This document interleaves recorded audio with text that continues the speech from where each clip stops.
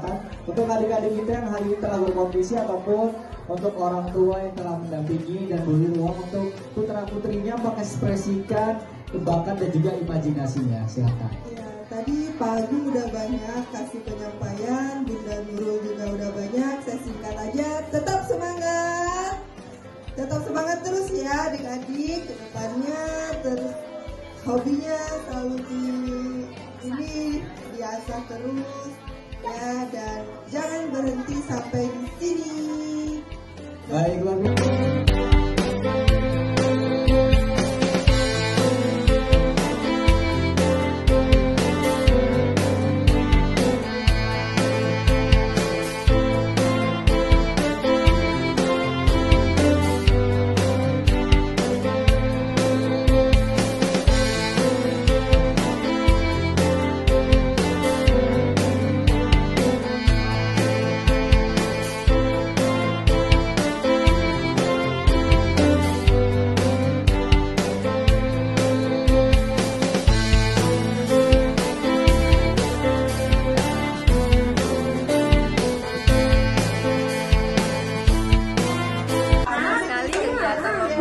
dan mewarnai hari ini berjalan dengan lancar. Ada kurang lebih 70 anak.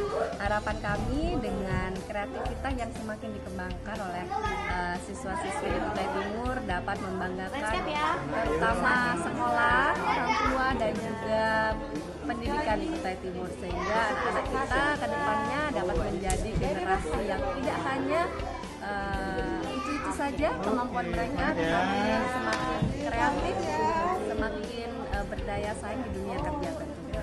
Semangat adik-adik. Ketika mendengar anak suka seni, orang tua masih deg-degan.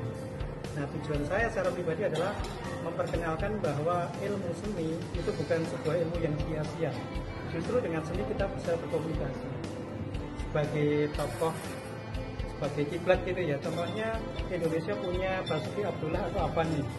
Seorang Avandi dan Basuki Abdullah bisa bersinergi, bisa berkomunikasi dengan Mahatma Gandhi dengan karya seninya juga.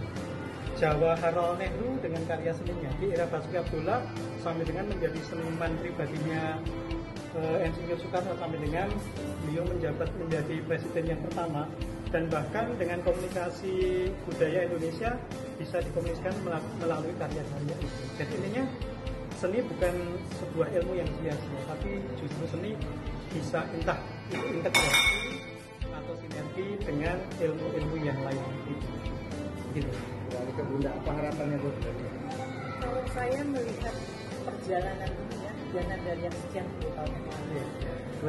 2010. Iya, jadi saya kira saat ini berbahagia sekali kita melihat sebuah hotel yang mau membuka pintunya untuk membuat melakukan secara gratis ya. Ini kan sekedar istilahnya tuh membuat semacam tempat bagaimana bibit-bibit dari anak-anak kita di sini yang bisa diberi ruang untuk belajar menggambar awalnya.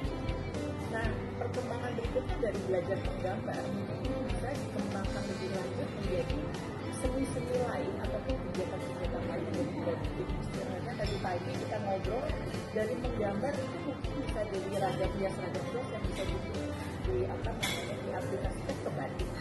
Sekarang kita lagi ya punya kerajinan gitu. Kemudian mungkin banyak dengan ide-ide lain yang menjadi produk-produk lain yang bernilai ekonomis gitu, selain dari sini juga. Karena seperti Mas Agung bilang tadi, kenapa orang tua kok yang begitu anaknya mau sekolah seni kok kayaknya jadi apa nanti anakku ya gitu. Padahal sebenarnya kalau literasi kita bagus ya, pada waktu kita membaca sesuatu kita bisa melihat bahwa sebuah bacaan itu memberikan juga peluang-peluang yang lebih terbuka yang nantinya bisa menjadi ruang-ruang bagaimana kita memproduksikan diri kita dengan berbagai macam keahlian yang kita punya. Apalagi kan kita lahir itu sebenarnya sudah punya bakat dari sononya ya. Tinggal gimana ngasahnya. Biasanya orang kalau misalnya sudah melakukan sesuatu sesuai dengan bakatnya, dia sudah tidak bekerja lagi, dia sudah berkarya, karya yang produktif. Jadi saya kira ini adalah masih panjang di dalamnya ini ya harapan-harapan kami, tapi ruang-ruang kecil ini bisa nanti dibawa ke sana